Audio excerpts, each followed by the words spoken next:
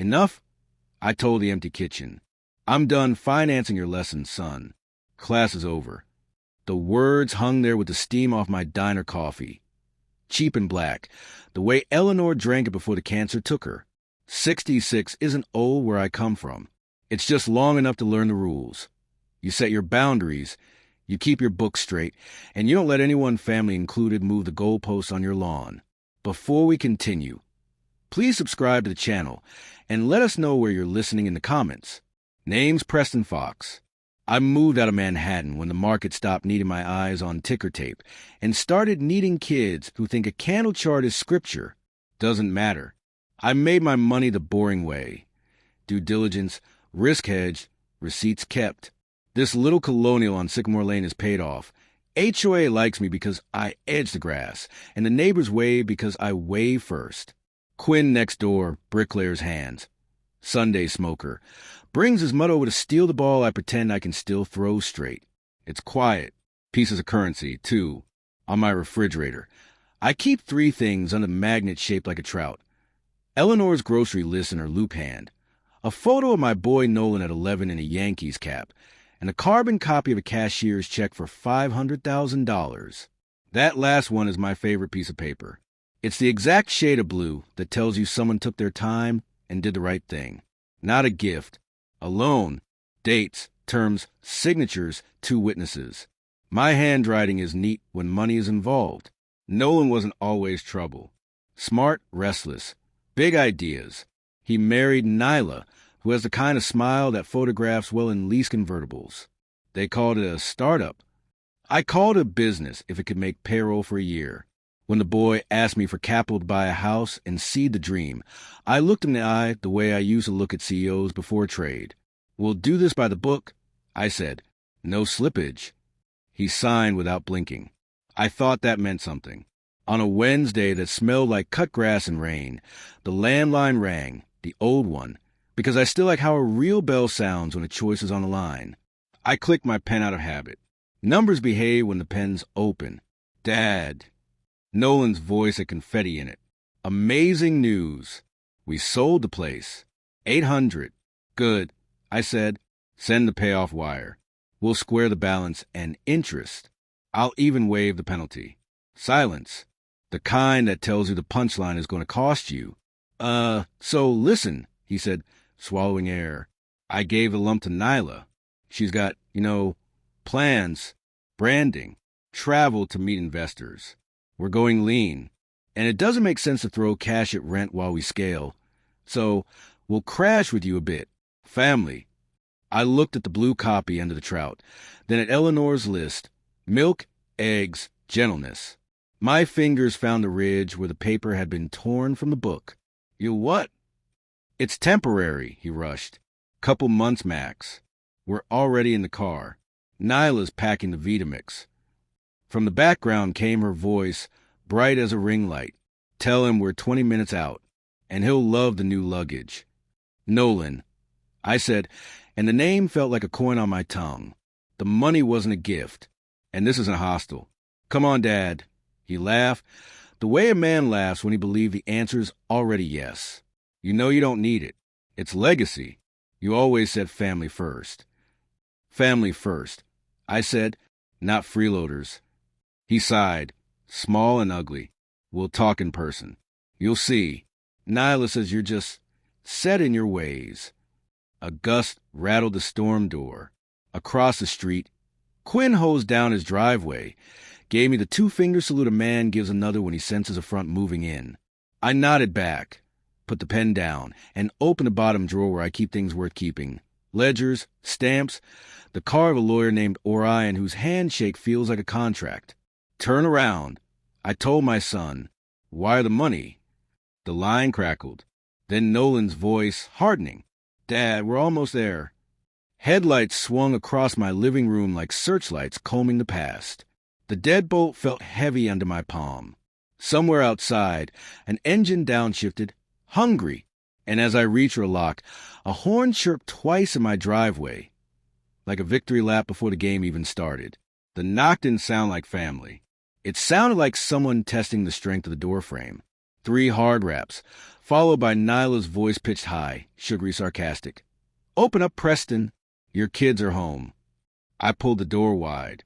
There they stood, my son with that false confidence plastered on his face, and Nyla in a blazer that still had the store tag swinging from the sleeve.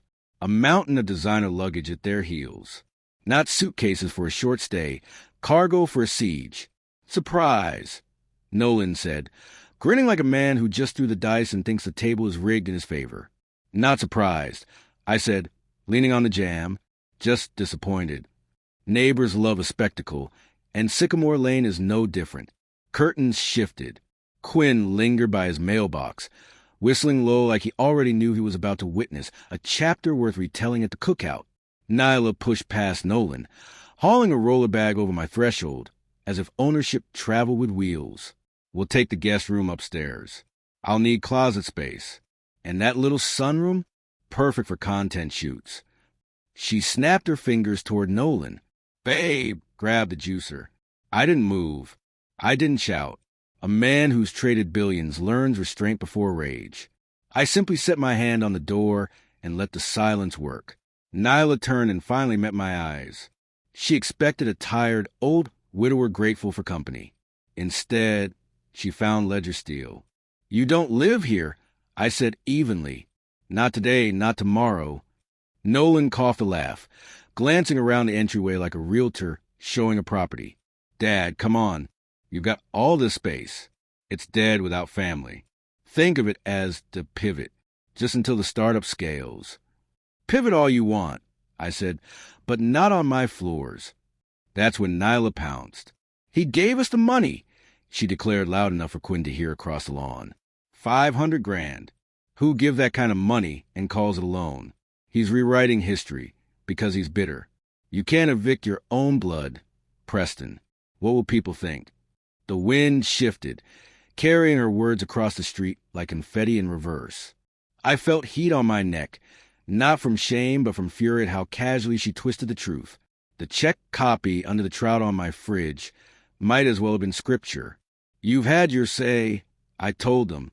Now you'll leave, and you'll return what's owed. Every cent. Nolan's grin cracked, but before he could speak, Nyla closed the gap.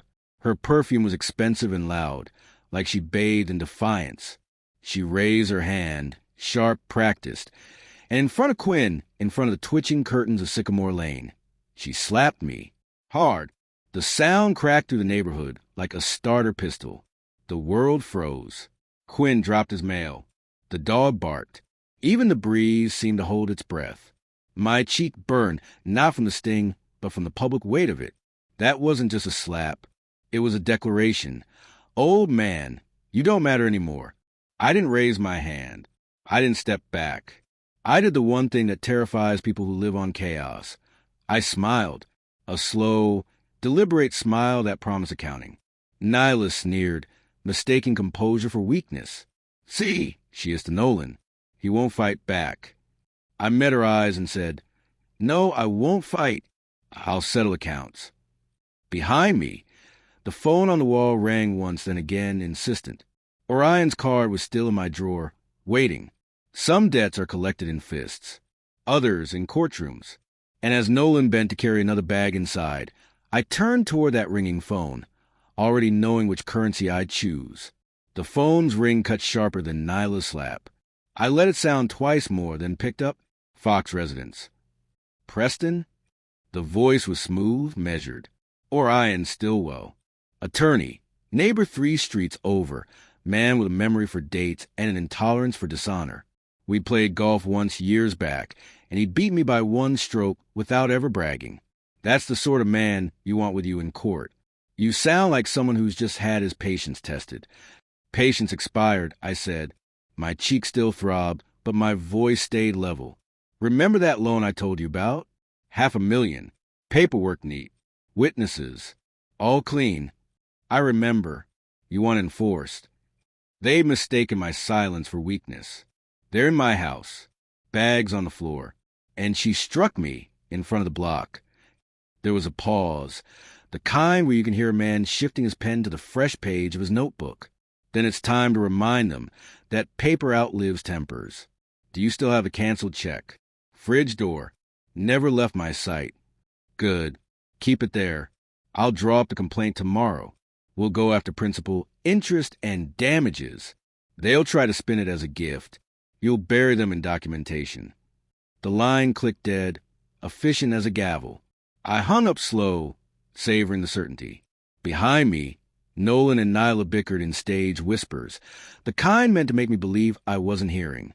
He wanted to smooth things over, by time. She wanted to bulldoze, to claim victory by sheer volume. You think he's serious? Nolan asked. He's bluffing, she hissed. Old men threaten, but they don't pull triggers. Let him stew. I stepped back into the hallway, phone still warm in my hand. You've got until sundown to clear your luggage from my floor, I said. After that, you'll hear from Orion. And trust me, he doesn't bluff. Nyla rolled her eyes, but I caught the twitch at her jaw. Nolan looked away, studying the family photos on my wall. Eleanor smiling in autumn light, Nolan himself in Little League uniform. His gaze dropped fast, ashamed or maybe just calculating. I walked past him to the kitchen, opened the fridge, and touched the blue copy pinned under the trout. My cheek still burned, but now it felt like fuel, not shame. Outside, Quinn's dog barked again, restless. Word would travel fast down Sycamore Lane. A slap on a widower wasn't gossip. It was a headline. By nightfall, the house was empty again. Their bags gone, their car roaring into the distance. But the echo of Nyla's laughter lingered in my foyer, taunting. She thought she'd written the ending already. Spoiled old man, outmatched and outshone.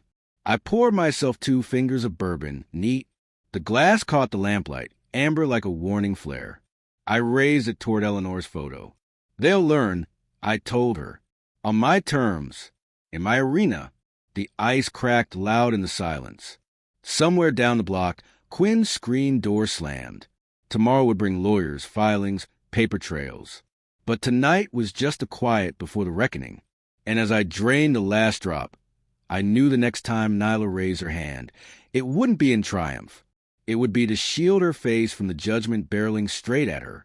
Morning broke like a banker's ledger, gray lines across the sky, everyone demanding balance. I shaved slow, steady, the way I used it before walking into the exchange, because a man should look sharp when he sharpens his resolve. My cheek was still faintly red, but the sting had settled into something better. Focus. I drove to Orion's office in the old Buick, not because I couldn't afford flash, but because understated cars don't advertise a man's hand before the cards are down. His office sat above a hardware store, blinds drawn tight. Practical, unpretentious. He greeted me without ceremony, gesturing at a chair stacked with legal pads. Morning, Preston, he said. You've got your documentation? I placed a folder on his desk. Receipts, bank statements, the signed promissory note. Every sheet in order.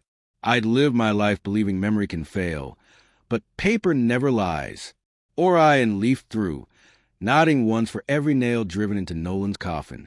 They'll argue gift, he said finally, but this is airtight. Signatures, dates, terms. They're dead in the water. Good, I said.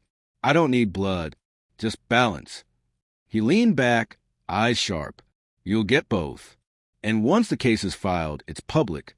That means neighbors, investors, anyone curious enough will see the record. That was the first moment I felt the edge of satisfaction. Not spite. Exactly. Justice carried in daylight. If Nyla wanted to humiliate me on the lawn, then let her choke on the courtroom air when the clerk read the numbers out loud. Orion slid the draft complaint across the desk. I read every line, initialed margins, signed at the end. My hand didn't shake. He pressed his notary stamp like a seal of war. Filed this afternoon, he said. They'll be served before dinner. Back home, I found Quinn waiting at the curb with his mutt. He squinted at the envelope in my hand. Looks official, he said. It is, I replied. I'm done playing host. He grinned, slow and approving. About damn time. She slapped you in front of the block. Folks saw. Folks talk. But they'll talk louder when you win. I nodded, more grateful than I'd admit. Respect among neighbors isn't loud. It's steady, like the nod of a man who's seen you stand your ground. By dusk, the sheriff's cruiser pulled up 2 houses down. Nolan and Nyla had rented a temporary condo after storming off, and that's where the papers went. I pictured the knock, the envelope handed over, the confusion sharpening into fear. The phone rang just after 8. Nolan's voice, desperate and high. "Dad, what the hell is this? You're suing us." "I'm collecting," I said. "You can't do this. Family doesn't drag family through court." "Family doesn't steal," I replied. "Family doesn't slap." There was silence. Then Nyla in the background, shrill. "Tell him we'll bury him. Public opinion's on our side." I let their voices twist together like bad jazz. Then I hung up. Simple as closing a ledger. Outside, the night hummed with cicadas. Somewhere in that rhythm, I heard Eleanor's calm voice. "You've chosen your battlefield well." And as I set the receiver down, I knew the next move wouldn't just bruise their pride. It would strip their illusions bare under the cold lights of a courtroom they couldn't control. Court dates have a way of rearranging a man's calendar. You think you got all the time in the world, then a clerk stamp pins your future down to one Tuesday at 9 a.m. I spent the weeks before the hearing the way I used to prep for market openings, rehearsing scenarios, anticipating tricks, tightening every seam in the argument until not a draft could pass through. Orion came by twice a week, lugging his leather briefcase and his patients. We sat at my oak dining table, same table where Eleanor once set out Sunday roasts, and stacked evidence in neat towers. Canceled checks, emails where Nolan begged for the loan, messages thanking me for terms that made the startup possible. Every document a nail, every date a hammer strike. "They'll try to spin," Orion said, pushing his glasses up his nose. "They'll claim gift. They'll parade Nyla's testimony about your so-called generosity. Then we drown them in paper." I said, "I've kept every receipt since 1981. You think I'd let $500,000 float into the ether?" He smiled thinly. "That's what I like about you, Preston. You run your household like an exchange floor. Precision, memory, accountability. It'll play well with the judge." The night before the hearing, I couldn't sleep, not from nerves, but from the electricity of it. Out on the porch, bourbon in hand, I watched Quinn coil his garden hose under the moonlight. He looked over, gave me that 2-finger salute again. I raised my glass back. It wasn't camaraderie. It was recognition. He knew tomorrow wasn't just a court date. It was payback wearing a suit and tie. At dawn, I put on the charcoal suit I'd saved for Eleanor's funeral and rare occasions after. Crisp shirt, muted tie, shoes polished until the leather looked like black water. A soldier dons armor, a widower dons memory. The courthouse smelled of disinfectant and tension. Nolan sat at the defendant's table in a too-tight jacket, sweating before the gavel even struck. Nyla looked like she was stepping onto a reality show set, heels sharp, lips painted in defiance, sunglasses perched on her head though the courtroom had no windows. She scanned the rows of benches, making sure every spectator could see her confidence. When the judge entered, I didn't look at him. I looked at the bailiff setting down my file. Thick, heavy, undeniable. That was my weapon. That was my voice. Orion rose first. Calm, clipped, surgical. He laid out the loan agreement, the check, the dates, the digital trail. Each exhibit slid into evidence like bullets chambered. Nolan's lawyer objected twice, but the judge waved him down. Then Nyla took the stand. Her performance could have won an amateur talent show. She spoke of my generosity, of how I'd always said family was everything. She painted me as a lonely old man trying to buy affection with money he didn't need. Some in the gallery shifted uncomfortably, but when Orion cross-examined, he pulled out the email where Nolan called the funds a loan I'll pay back with interest once we scale. He handed her the printed copy, watched her eyes stutter on the words, and let the silence hum. The moment snapped like a trap. The gallery murmured. Even Nolan slumped, recognizing the weight of his own typed confession. I didn't smile. I didn't gloat. I just folded my hands on the table and waited, because the verdict wasn't far now. And as the gavel finally called recess, I felt the tremor of the first crack in their armor. It wouldn't be the last. The real humiliation was still on its way, and this courtroom would be its stage. Recess in a courthouse is like halftime in a dirty game. Everyone rushes to spin the scoreboard before the whistle. I stepped into the corridor, its linoleum echoing with lawyers' shoes and vending machines humming like tired referees. Orion walked beside me, unhurried, flipping through notes as if the first act had gone exactly to script. "They're rattled," he said. "You saw Nolan's face when the email landed." I saw a boy realizing the bill finally came due. I answered, "But rattled isn't beaten. Nyla still thinks she can win with performance." "Then let her perform," Orion said dryly. Jurors love paper more than perfume. We found a bench by the window. Through the glass, the courthouse lawn stretched green and empty, flag stiff in the July heat. I thought of Eleanor, how she used to say the flag was a reminder that fairness, even slow, still came home eventually. I straightened my tie.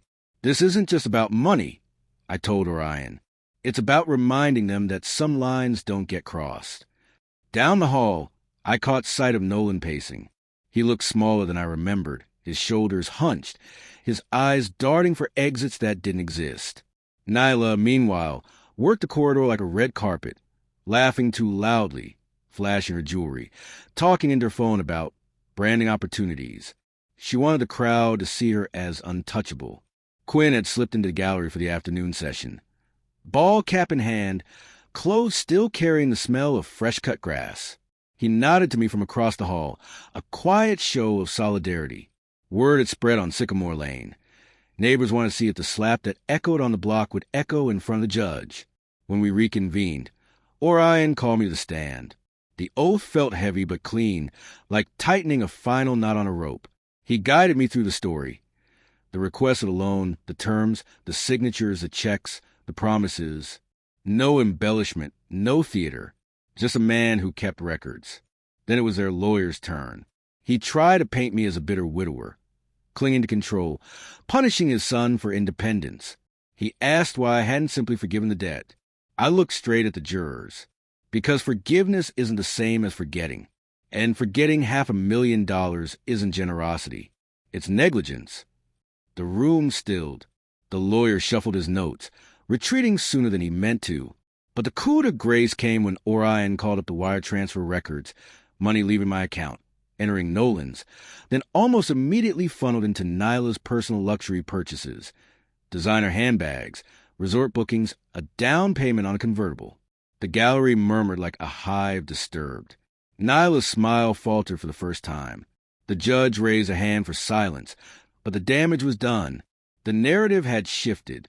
This wasn't about a stern father stifling a dream. It was about betrayal dressed in silk. When the gavel dropped to adjourn for the day, Nyla stormed past me, muttering under her breath, "This isn't over, old man." I didn't turn. I didn't need to, because the courthouse had already given me what Sycamore Lane never could, the stage where truth outshines noise. And as I stepped back into the blazing sun, I knew the next session wouldn't just corner them. It would break them wide open, under the same eyes they once used to humiliate me. By the third day of hearings, the courthouse felt less like a forum of law and more like a theater built for one purpose: stripping lies naked. The benches were fuller now. Neighbors, old colleagues, even strangers who'd sniffed out drama like hounds at a county fair. Sycamore Lane had migrated downtown, and every curious I searched for cracks in the family facade. Nyla walked in late, heels clapping on tile like gunfire. She wore a white blazer. Too pristine, too deliberate. Innocence, she was signaling, but it landed closer to costume. Nolan trailed behind, pale and sweating, clutching a briefcase that looked borrowed. He avoided my gaze, staring at the floor tiles as if they could swallow him whole. The judge called us to order, and Orion rose with the calm of a man holding aces. "Your Honor, today we present financial exhibits that speak louder than testimony." He laid out bank records, transfers, timestamps, screenshots. On the overhead monitor, the jurors saw numbers march in columns. My loan leaving, Nolan receiving, then disintegrating into luxury purchases. Resorts in Cabo, jewelry boutiques on Fifth Avenue, A rental on a sports car billed in Nyla's name. The gallery gasped like it was watching fireworks. Nyla leaned to whisper at Nolan, but the microphone caught her hiss. "Don't you dare blame me." The courtroom chuckled before the bailiff barked silence. Public humiliation. First act complete. Then Orion dropped the hammer. A recorded voicemail Nolan left me 6 months earlier, thanking me for fronting the loan and promising to pay me back once the business stabilized. Hearing his own voice played back, low and shaky, made him shrink 2 sizes in that chair. Even Nyla's makeup couldn't mask her panic. When the recess bell rang, reporters, local ones, hungry for small-town scandal, swarmed the steps. Nyla tried to spin, tossing her hair, saying, "This is just family drama exaggerated by paperwork." But one journalist asked about the handbags, another about the convertible, and she snapped, "You wouldn't understand investment strategy." Cameras caught it all. Quinn found me on the steps, arms folded, grin crooked. "She's burying herself," he said. All you had to do was show up with the truth. I lit a cigarette I hadn't touched in years, let the smoke curl in the summer air. "Sometimes you don't need to swing," I said. "You just let gravity do the work." Inside, Nolan finally approached me, eyes ringed red. "Dad, stop this. You're killing us. You want me homeless." I exhaled smoke, steady. "I want you honest." He flinched, as if the word hurt worse than eviction. Then Nyla dragged him away, her nails biting his arm. Back in the gallery, whispers spread like wildfire. The neighbors had seen me slapped on my lawn weeks ago. Now they saw the reversal, the ledger striking back in broad daylight. As the judge adjourned for the weekend, I caught Nyla's glare, a storm cloud promising retaliation. She still thought she had moves left. But walking out into the hot July evening, I knew the stage was tilting. The first crack of their downfall had already echoed, and the next blow would not just split their story. It would collapse the entire house of lies they'd built. Monday morning carried the kind of heat that makes tempers short and patience shorter. The courthouse steps buzzed with murmurs, neighbors from Sycamore Lane, retirees with time to kill. Even a local podcaster setting up a mic like this was the Super Bowl of family scandals. Revenge stories, after all, draw better crowds in county fairs. I walked through the throng in my charcoal suit, steady as a man walking into church. Orion met me at the door, files tucked under his arm like hymnals. "Today's the turning point," he said. "They don't know it yet, but by sundown the narrative is ours." Inside, the judge wasted no time. "Bring in the defendants," he ordered, voice flat as stone. Nolan shuffled in first, hollow-eyed, as though he hadn't slept since Friday. Nyla strode behind, still wrapped in her armor of fashion. Emerald dress, diamond earrings catching every light. She smiled at the gallery, but her eyes betrayed her, frantic, darting, searching for allies in a room that had already turned cold. Orion rose. "Your Honor, we request to introduce Exhibit F, foreclosure notices on the defendant's new residence." The clerk wheeled in a stack of documents tall enough to crush excuses. The monitor displayed red-stamped warnings, notice of default, final demand. Gasps rippled through the benches. The house they paraded as a trophy on Instagram was already sinking, swallowed by debt. Nyla's face cracked, the smile collapsing into fury. "Those documents are irrelevant," she barked, standing without permission. "This is a witch hunt. He's obsessed with ruining us." The judge's gavel slammed. "Sit down, Mrs. Fox. Outbursts will not be tolerated." But the damage was already done. The gallery saw the slip, her composure blown apart, her desperation bleeding through silk. A second act of public humiliation, sharper than the first. During recess, reporters swarmed again. One shoved a microphone near Nolan. "Mr. Fox, how do you respond to claims you defaulted on your home?" He froze, words tangled in his throat. Nyla shoved him aside, hissing, no comment, but her trembling hands betrayed her. Cameras rolled anyway. By nightfall, that clip would play on every local channel. I stayed back, leaning against the courthouse pillar, watching it unfold like a market crash I predicted months ahead. Quinn sidled up, chewing on a toothpick. "Never seen Karma come in a three-piece suit before," he muttered. "This isn't Karma," I said. eyes fixed on my son's bowed head. It's math. Debt's compound. When the session resumed, Orion introduced another exhibit. Screenshots of Nyla's social media posts flaunting handbags and champagne weeks after the loan. Your Honor, he said, these are not business investments. They're indulgences funded by money that was never theirs. The judge's face remained unreadable, but the jurors shifted, frowns deepening. Nyla squirmed. Nolan slumped lower. The gavel closed the day with a weight that felt almost merciful. But as I gathered my papers, I caught Nyla's whisper to Nolan, sharp as broken glass. If we go down, it's your fault. He didn't answer, didn't even look at her. Walking out into the thick summer dusk, I felt the tide fully turn. Their empire of pretense was cracking, foreclosure notices and social feeds pulling the rug out from under them. And I knew, the next time we entered that courtroom, it wouldn't just be about dollars. It would be about the slow public unraveling of a marriage built on lies, and I'd be there to witness every thread snap. By the time the 9th day arrived, the courthouse had become a carnival. Retirees claimed the front benches before dawn, gossipers lined the hallways, and even a bailiff muttered about selling popcorn next time. Justice was usually entertainment, but watching Nolan and Nyla unravel was like a live soap opera with stakes real enough to sting. I walked in slow, deliberate, letting the whispers ripple behind me. Quinn was already there, leaning against the back wall with arms crossed, a silent witness from Sycamore Lane. He gave me that nod again, not sympathy, not pity, but respect. Nolan and Nyla entered a beat later. He looked gaunt, as if sleep had abandoned him. His tie was crooked, his eyes bloodshot, his skin the color of ash. Nyla, however, had doubled down on the theater. Red dress, hair lacquered stiff, heels that cracked like whips on marble. She smiled wide for the gallery, but the edges of her mouth quivered. The judge called for silence. Orion stood. Your Honor, today we address moral damages. My client was not only denied repayment, but humiliated publicly, on his own property, before neighbors, struck across the face by the defendant Nyla Fox. The gallery buzzed. Even the court stenographer lifted her brow.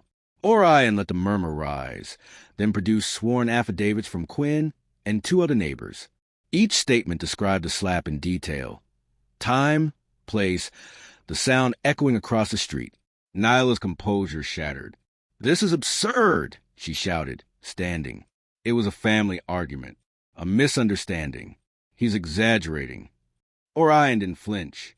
Family disagreements don't usually involve physical assault witnessed by half a neighborhood. He placed the affidavits on the clerk's desk. The humiliation was deliberate, public, and malicious. The judge's gavel struck once. Mrs. Fox, sit down. But the damage was done. Her outburst had painted her guilt in bolder strokes than any affidavit could. The gallery murmured louder, the whispers now sharp with judgment. Public humiliation number 3. This one self-inflicted. Nolan buried his face in his hands. For the first time, I saw not defiance but shame flicker across his features. He'd hitched himself to a storm, and now he was drowning in the downpour. When the recess came, I stepped outside into the blazing afternoon. Reporters crowded the steps, firing questions. Mr. Fox, how do you respond to allegations you're destroying your own family? I paused, letting them lean in. I'm not destroying family. I said evenly. I'm preserving what it means. Then I walked past, leaving the microphones dangling in my wake. Behind me, I heard Nyla snap at Nolan, her voice shrill, cracking under pressure. Do something. Defend me. You're useless. He didn't answer. Didn't even meet her eyes. That silence told me everything. Back inside, Orion leaned close. We're nearly there, Preston. Principal, interest, damages. The case is locked. But the real punishment isn't the judgment. What is then? I asked. He allowed himself the smallest smile. It's that the whole world now sees them for who they are, and that stain doesn't wash out. As the judge adjourned for the day, I gathered my papers with deliberate calm. Each shuffle of a document felt like dirt shoveled onto the coffin of their arrogance. And in the heavy hush of that courtroom, I realized the final blow wouldn't come from me raising a hand. It would come from the cold, Unyielding hammer the gavel, closing not just a case, but a chapter of betrayal they thought would never catch up to them. The 10th day began with thunder outside the courthouse, low and rolling, as if the sky itself wanted front-row seats. I arrived early, walking past puddles that reflected the flagpole like a warning. Storms clear, but they leave mud behind. Inside, the air buzzed with expectation. The gallery was fuller than ever. Neighbors, journalists, courthouse staff who'd taken an early lunch just to watch. Nolan sat hunched at the defense table, hair uncombed, hands clasped like a child at Sunday school. Nyla perched beside him in a black dress, an obvious shift from her flashy costumes. A last-ditch attempt at humility. But humility worn like a mask only cracks faster. The judge entered, stern, weary of the circus. We reconvene in Fox versus Fox. Counsel proceed. Orion rose, measured and steady. Your Honor, we present our closing arguments. He walked the jury through the story like a trader summarizing a market crash. The loan documented and signed, the betrayal of funds, the public humiliation, the lies spun in desperation. Every point backed with paper, receipts, emails, affidavits. He never raised his voice, never indulged theatrics. Truth doesn't need fireworks. It just needs daylight. Then it was their lawyer's turn. He flailed, painting me as vindictive, obsessed with retribution. Mr. Fox has more than enough wealth, he argued. Why ruin his son's life for a mistake? I leaned forward, my voice steady as I interrupted, not shouting, just cutting, because a man's word is his life. If he breaks it, he breaks everything. The judge allowed it. The words hung heavy in the air. Even the gallery fell silent, as if they'd all just remembered promises they hadn't kept.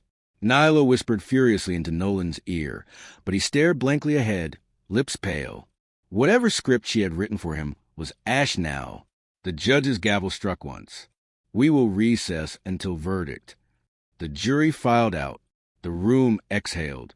I sat back, closing my eyes, hearing Eleanor's voice in memory. Balance sheets don't lie, Preston. Neither do neighbors. On the courthouse steps, cameras waited like vultures. Reporters shouted, Mr. Fox, what will you do if you win? I paused, rain beginning to spit against my shoulders. I won't win, I said. Justice will. Behind me, Nyla's voice rose, shrill, venomous. You'll regret this, old man. You'll die alone, bitter and forgotten. Her words echoed off the courthouse walls, bouncing into microphones, onto recorders, into the hungry jaws of the evening news. But instead of shame, I felt calm, because rage shouted into microphones always circles back as ridicule. As the rain thickened, Nolan stepped out behind her, face drawn, eyes hollow. He looked at me, just for a second, no defiance this time, just a flicker of a boy who finally understood the cost of arrogance. Then Nyla yanked his arm, dragging him toward the parking lot like a prisoner chained to his own choices. I stood under the storm, letting the water wash across my suit, unmoving. Tomorrow, the jury would return. Tomorrow, the gavel would fall. And when it did, it wouldn't just settle accounts. It would shatter the last illusions they had left. The storm broke overnight, leaving the courthouse wrapped in a wet shine the next morning. The air smelled of asphalt and anticipation. Verdict day. I walked through the metal detectors like a man clocking in for his final shift. No nerves, no jitters, just a steady rhythm of inevitability. Quinn was already inside, seated in the gallery's back row, cap in hand. He nodded once, the gesture of a neighbor who'd seen every inning and knew the score was about to be called. Nolan and Nyla entered late. He looked like a shadow of himself, cheeks hollow, suit rumpled, eyes vacant. She, on the other hand, still clung to theater. A pearl necklace gleamed at her throat, but her hands shook when she smoothed her skirt. The jury filed in, faces neutral, but I knew that look. Traitors wore before announcing losses, calm masking the way to collapse. The judge cleared his throat. In the matter of Fox versus Fox, we find in favor of the plaintiff. A silence fell so thick you could hear the shuffle of papers. The court awards damages totaling $520,000, principal, interest, and compensation for public humiliation. The gavel struck once. Clean. Final. Nyla gasped, the kind of sound balloon makes when it tears open. She bolted upright. This is outrageous. You're bankrupting us, she screamed, her voice cracking across the chamber. The bailiff stepped closer, but the gallery's laughter rose first, sharp, merciless. Phones lit up, recording her fury. Nolan didn't stand. He sat still, hands limp on the table, eyes fixed on the floor like he'd finally found a weight of shame too heavy to lift. I rose slowly, buttoning my jacket. Not triumphant, not smug, just steady. This wasn't victory, it was balance restored. Orion shook my hand with the firmness of a man who knew his craft had spoken louder than any outburst. Reporters swarmed as we left the chamber. Microphones flashed like muzzle fire. Mr. Fox, what does this judgment mean to you?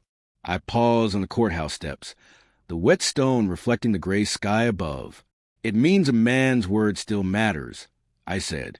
Even when the world forgets, the law remembers. Behind me, Nyla lunged at the cameras, her voice shrieking curses, wild with desperation. The reporters turned lenses on her instead, catching every broken syllable. Public humiliation, round 4, unscripted, raw, permanent. Quinn clapped a hand to my shoulder as I descended the steps. You held your ground, Preston. Folks will be talking about this longer than you think. I exhaled, slow. For the first time in months, my chest felt unburdened. The debt was settled. The gavel had spoken. But beneath the relief was something sharper. The knowledge that Nolan and Nyla's fall had only begun. Foreclosure loomed. Their startup was dust. Their marriage, already fracturing, would not survive the weight of judgment. And as I looked back at them on the courthouse steps, my son hollowed out, his wife clawed at the air like a drowning swimmer. I knew this wasn't the end of the story. It was the beginning of their unraveling. The courthouse victory should have been the final chapter, but in truth, it was only the spark. By the time the verdict hit the evening news, Sycamore Lane had already turned into a buzzing hive. Neighbors who once whispered now spoke openly, retelling the slap, the trial, the meltdown on the courthouse steps. Each retelling grew sharper, crueler. That night, Quinn knocked on my door with 2 beers in hand. "You've seen the 6 o'clock broadcast?" he asked, settling into my porch chair. "I don't need to," I said. "I was there." He chuckled, low and satisfied. They replayed Nyla's outburst 5 times. Every channel. Folks at the diner nearly spilled their coffee laughing. I sipped my beer, the carbonation sharp on my tongue. "Public opinion's a heavier sentence than any gavel," I said. Meanwhile, Nolan and Nyla were unraveling in real time. The foreclosure notice hit their condo mailbox 2 days after the verdict. By the weekend, movers hauled their furniture out onto the curb. Neighbors filmed on phones, uploaded clips online. Local power couple loses everything. The headlines read, and the comments were merciless. Nyla tried to salvage pride with a live stream. She spoke in her phone about being victims of an unjust system, about toxic parents who preyed on their own children. But midway through her speech, a neighbor shouted off camera, "Pay back your debts first." The clip went viral, turning her attempt at sympathy into comedy fodder. Nolan avoided the camera altogether. He was spotted alone at a gas station, hunched over the wheel of a rusted sedan, the convertible long gone to repossession. The boy who once bragged about scaling startups now couldn't scale a grocery bill. I stayed quiet through it all. No gloating, no interviews beyond a single line to the paper. The law spoke. That's enough. Yet inside, I felt the burn of satisfaction. Not because they suffered, but because the truth had weight again and the world could see it. One evening, as I raked leaves in the yard, Nyla stormed up the sidewalk. Her heels clicked like gunshots, her hair frayed, makeup streaked by tears or fury or both. Quinn stepped from his porch, watching, ready if needed. "You think you've won," she spat, jabbing a finger at me. "You've destroyed your son. Do you understand that? He's broken, and it's your fault." I leaned on the rake, steady. I gave him tools, Nyla. Discipline, responsibility. He threw them away. That's not destruction. That's choice. Her face twisted. For a moment, I thought she might strike me again. But then she turned, stomping back down the street, neighbors' eyes burning holes in her back. Another humiliation, played out not in the courtroom but on the block she once thought beneath her. Later that night, Nolan called. His voice was soft, frayed at the edges. "Dad, can we talk?" I closed my eyes, Eleanor's picture watching me from a mantel. "We can," I said, "but only when you're ready to tell the truth, not before." He said nothing more, just silence, then the click of defeat. I poured a bourbon, sat on the porch, and let the cicadas sing. The court had settled the numbers, but the real judgment was ongoing. It played out every day, in every look, every whisper, every headline.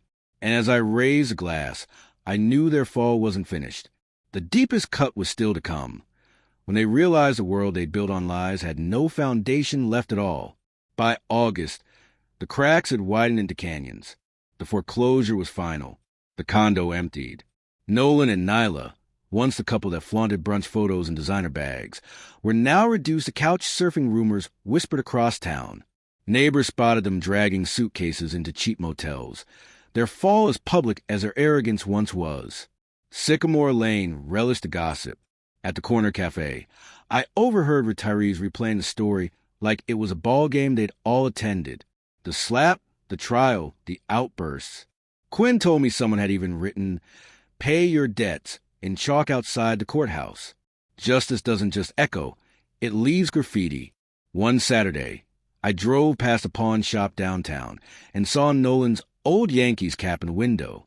The same cap I'd bought him when he was 11, back when he believed in home runs and fair play.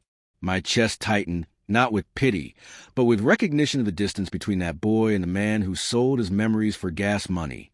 That night, my phone rang again. Nolan's number. I almost let it go to voicemail, but curiosity won. "Dad." His voice cracked, thin as paper. I don't know what to do. Nyla's gone. She walked out this morning. Took what was left of the settlement money. Said I ruined everything. I listened to the silence that followed, the weight of a man realizing he was finally alone. "Son," I said slowly, "you ruined at the moment you traded honesty for convenience." He sobbed once, muffled, then tried to collect himself. I thought you'd save me. Like always." "I did save you," I said, "just not the way you wanted." He hung up before I could say more. Maybe shame pressed a button, maybe despair. Either way, the line went dead, and I sat with a bourbon glass warm in my hand, thinking of Eleanor's old phrase, "Sometimes the only way to teach is to step aside and let the lesson land." The next morning, news spread faster than wildfire. Nyla's meltdown at a downtown boutique. She'd tried to use a canceled credit card, screamed at the clerk, threw a handbag across the counter. Someone filmed it. The clip went viral within hours, titled "From Champagne to Chump Change." Laughter flooded the comments. Public humiliation, round 5. Meanwhile, Nolan drifted further into shadow. Quinn told me he saw him wandering Main Street, unshaven, muttering to himself. The neighbors shook their heads, pity mixing with scorn. A man who once bragged about scaling dreams was now struggling to scale a curb. I watched it all from my porch. Quiet, steady. The vengeance wasn't fists or flames. It was exposure. Truth left in the sun until the lies rotted away. And yet, beneath the satisfaction, there was something heavier. The image of that Yankees cap in the pawn shop window clung to me. It was a mirror, reminding me that beneath the arrogance and betrayal, there was once a boy I'd loved fiercely. But revenge doesn't pause for sentiment. The arc was bending toward its final snap. And as I folded Eleanor's grocery list back under the trout magnet that night, I knew the last reckoning was close. The kind that wouldn't just strip pride or possessions. The kind that would leave them with nothing left to cling to, not even each other. The 14th chapter of their collapse began not with a bang, but with a whisper. Word spread that Nolan and Nyla had been blacklisted by investors. Every VC in the tri-state had read the court transcripts, seen the foreclosure filings, and scrubbed their names from contact lists. The startup wasn't just bankrupt. It was radioactive. Quinn told me over coffee, grinning through his mustache. Heard a fella at the club say, no one wants to be caught dead in the same room as your boy now. Reputation's worth more than seed money, and his is ashes. I nodded, stirring sugar into my mug. Ashes don't grow. They just scatter. That week, a neighborhood association meeting became the stage for another twist. I hadn't planned to attend, but Quinn insisted. Come on, he said. You'll want to see this. The rec center buzzed with chatter as folks filled folding chairs.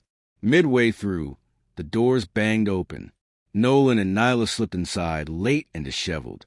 He wore a wrinkled polo, she a faded sundress, both a far cry from their runway arrogance. Nyla tried to speak, her voice pitched high. We've been treated unfairly. We're victims of a smear campaign. My father-in-law has poisoned this community against us. But the room didn't buy it. Someone shouted from the back, we saw the court records. Another chimed in, pay back your debts before you play victim. The crowd turned hostile fast. Murmurs rose to jeers. Phones lifted, recording.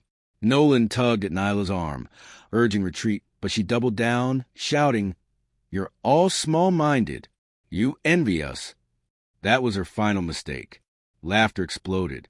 Neighbors pointed, shaking their heads. Even the HOA chair, normally polite, cut her off. Enough. This is a community meeting, not your stage. Leave, before we vote you out of every committee and every welcome. Nyla froze, face burning crimson under the fluorescent lights. She realized too late that her last weapon, public confidence, had been stripped. Humiliation number 6. Carved deep, they stumbled out, chased by laughter that would echo in recordings across town by nightfall. I sat in the back row, arms folded, silent. No gloating, just witnessing. Sometimes silence is the sharpest blade. Later that evening, Nolan appeared on my porch. No Nyla this time. Just my son, shoulders slumped, eyes hollow. He didn't knock, just stood there, staring at the wood grain of the door. When I opened it, he spoke barely above a whisper. Dad, I've got nothing left. I studied him. The boy I once taught to ride a bike, now a man stripped bare by his own greed. You still got your name, I said. Decide what it's worth. Tears welled, but he blinked them back. I don't know how. You'll learn, I said, or you'll drown.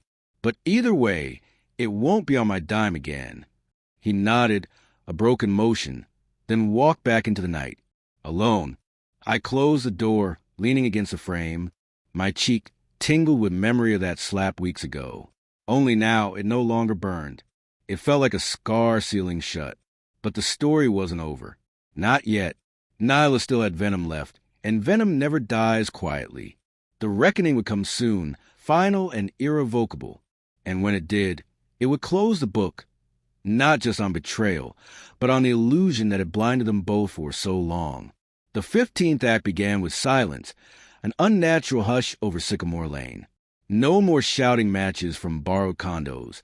No more grand entrances at HOA meetings. Nolan had withdrawn completely, a ghost wandering between motels and cheap diners. But Nyla, she wasn't done. Word came that she filed for divorce, quick and brutal. The papers leaked before Nolan could even process them. Local gossip channels pounced. Startup sweethearts shatter under debt. She painted herself the victim, claiming she'd been dragged down by a toxic marriage and a vindictive father-in-law. It was her last gamble. Rewrite the narrative before the truth swallowed her whole. But in trying to script her redemption, she walked straight into her downfall. A downtown charity gala invited her as a special guest, likely unaware of the scandal's depth. She arrived in borrowed jewels and a gown she couldn't afford, strutting past cameras with brittle smile. Reporters swarmed, microphones outstretched. Mrs. Fox, what happened at the foreclosure? One asked. Do you regret slapping your father-in-law in public? Another pressed. Her smile cracked. Those are lies, she snapped, voice trembling. Fabrications by a bitter old man. But the crowd didn't buy it. Someone projected the courthouse clip onto the gala's entry screen. Her own meltdown, screaming at the judge, caught in crystal clarity. Laughter rippled across the marble floor. Guests whispered, Cameras clicked. The humiliation was surgical, relentless. Nyla stormed out before dessert, her heels clattering like retreating gunfire. That video hit the internet within hours. Gala guest melts down. By morning, her name was a punchline. Meanwhile, Nolan came to me again, hollowed out. He stood on my porch in the same wrinkled polo, voice thin as a thread. She's gone. Took everything I had left. I looked at him long. Son, sometimes the cleanest cut is the one that frees you. He shook his head, tears streaking. I don't know who I am without her. You'll find out, I said. Pain's a teacher. Listen to it. For a moment, he looked like that boy in a Yankees cap again, unsure but willing to learn. Then he turned, shoulders sagging, and walked off into the dusk. Inside, I poured bourbon and set Eleanor's grocery list back under the trout magnet. Milk, eggs, gentleness. Her handwriting steadied me, reminded me why I'd fought. Not for vengeance alone, but for dignity, for truth, for the idea that even in a broken world, some lines stayed straight. The phone rang late that night. Quinn's voice was low, urgent. Preston, you better sit down. Nyla's latest stunt just blew up online. Folks are saying it's the end of her rope. I gripped the receiver tight. The end was near. I could feel it in my bones. The storm had one last crack of thunder left. And when it broke, it would leave nothing standing in its path but the truth. You'll die alone, bitter and forgotten. Those had been Nyla's parting words on the courthouse steps. But by the 16th act, it was her voice echoing alone, not mine. The scandal peaked one September evening. A clip went viral. Nyla, drunk, screaming at a bar, waving her empty credit card like a sword. I used to be somebody, she shrieked. I was married to money. The crowd filmed, laughed, jeered. The woman who once slapped me under the sun now begged strangers in neon light to remember her name. Public humiliation number 7, the final blow, and this time she had orchestrated herself. I watched from my porch as Quinn brought over his tablet, replaying the footage with a grim shake of his head. She burned every bridge, Preston. No one take her back, not even Nolan. Speaking of Nolan, he had returned, not triumphant, not proud, but humbled. He stood on my driveway in the cool dusk, head bowed. No flashy cars, no wife by his side, no startup dreams to flaunt. Just a man stripped bare, holding nothing but the weight of consequence. I signed the divorce papers, he said quietly. She's gone. Took her chaos with her. Dad, he swallowed hard. I'm sorry for everything. The money, the lies, the slap you didn't deserve. I studied him, searching for the boy in the Yankees cap, the boy who once asked me how to hit a fastball straight. This time, I found him, buried, bruised, but there. You've paid a price, I said. Now earn your name back. That's the only inheritance I'll leave you. He nodded, tears wetting his lashes. For the first time, his apology felt real. Not a tactic, not survival. Truth. Later that night, alone in my kitchen, I poured one last bourbon. On the fridge, under the trout magnet, Eleanor's grocery list curled with age beside the blue carbon copy of the loan check. 2 scraps of paper, 2 anchors. One a promise of love, the other a promise of accountability. Both honored. I raised my glass toward her picture. It's done, I whispered. Justice, not vengeance. Balance, not ruin. They can't slap that away. Outside, Sycamore Lane was quiet. Neighbors who once doubted now nodded with respect when we passed. The slap that once burned my cheek had become a scar of victory, a reminder that silence can be weapon, patience can be armor, and truth, when wielded, cuts deeper than any blade. As I drained the glass, I let the finalities settle in. Nyla lost her own vanity. Nolan, broken but perhaps salvageable. Me, standing not as a victim, but as a man who proved that even in a world of noise, dignity still carries weight. The gavel had fallen. The debts were closed. And with the last sip burning my throat, I felt not bitterness, not loneliness, but peace, sharp, clean, and undeniable. The story of betrayal had ended, not with fists or fury, but with the quiet triumph of a man who refused to bow. And that, I knew, was a victory no storm could wash away. If you like this story, please like this video. Subscribe to the channel and share your impressions of this story in the comments. To listen to the next story, click on the box on the right.